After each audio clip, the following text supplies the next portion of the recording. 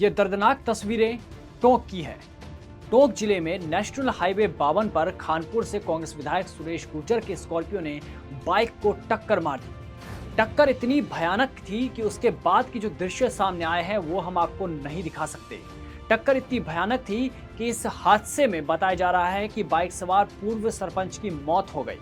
टक्कर इतनी भयानक थी कि इस हादसे में पूर्व सरपंच का एक पैर तक कट गया।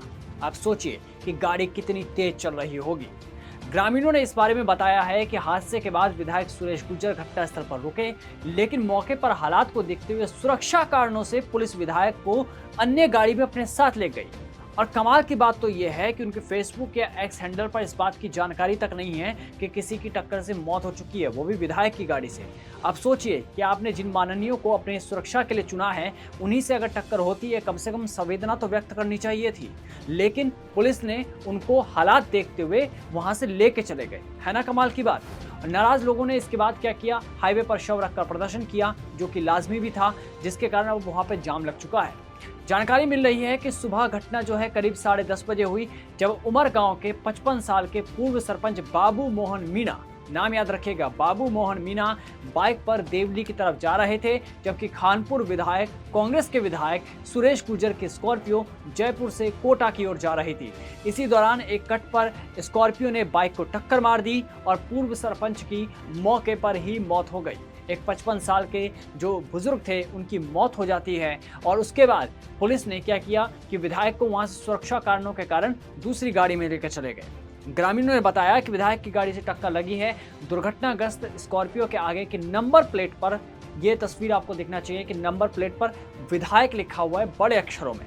हादसे के बाद विधायक मौके पर रुके थे, ये भी कहा जा रहा है, लेकिन सुरक्षा कारणों के चलते जो बात कही जा रही है कि पुलिस उनको अन्य गाड़ी के साथ ले गई। ऐसे में सवाल ये है कि क्या संवेदनाएं वहां पर नहीं थी विधायक की? क्या विधायक को उस समय उनके परिवार के साथ ढांढस नहीं बताना चाहिए था?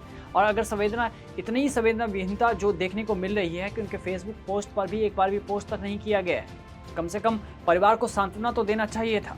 हालांकि विधायक की गाड़ी जो है मौके पर खड़ी रही। घटना से नाराज ग्रामीणों ने हाईवे पर शव रखकर प्रदर्शन करना शुरू कर दिया।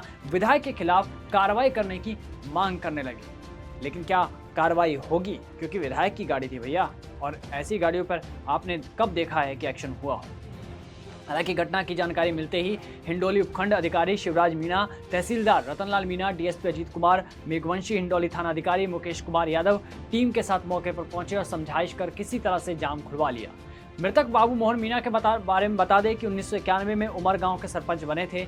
बाबू मोहन मीणा के पिता गंगाराम मीणा 1963 से लेकर 1968 तक जनसंघ के विधायक थे, यानी कि एक राजनेता का बेटे भी वो रहे बाबू मोहन मीणा, और खुद भी एक सरपंच बनकर रहे। लेकिन अब उनकी दर्दनाक हादसे में मौत हो गई। इसके बाद भी क्या किसी कांग्रेस विधायक ने उनके परिवार से मिलने की कोशिश की? शायद नहीं। क्या किसी ने ट्विटर पर या फेसबुक पे या इंस्टाग्राम पे इस बारे में रील तक डाली या एक बार भी जानकारी दी या सांत्वना देने की कोशिश की? शायद नहीं। ऐसे में सवाल ये उठता है कि जिसको आप लोगों ने चुना है, जिन विधायकों को, आखिर उनकी संवेदनाएं कहाँ चली जाती है? अगर इस जगह पर किसी जाति के नेता या अन्य किसी नेता की मौत होती है, उसके बाद जो पूरा हुजूम उमड़ता है, उस समय आपकी संवेदनाएं व्यक्त हो जाती है जब राजनीति करनी होती है। जब आपकी गाड़ी से टक्कर लगती है तब आपको वहां रुकना चाहिए था, परिवार से बात करनी चाहिए थी। उस समय आपको कहीं और ले जाया गया। है ना कमाल की बात। आपको बता दें कि जो विधायक है सुरेश गुर्जर, वो झालावाड़ जिले के खानपुर विधानसभा से आते हैं। 2018 में कांग्रेस की टिकट पर पहली बार विधानसभा का चुनाव लड़ा था, लेकिन बीजेपी के नरेंद्र नागर ने 2265 वोटों से हरा दिया था।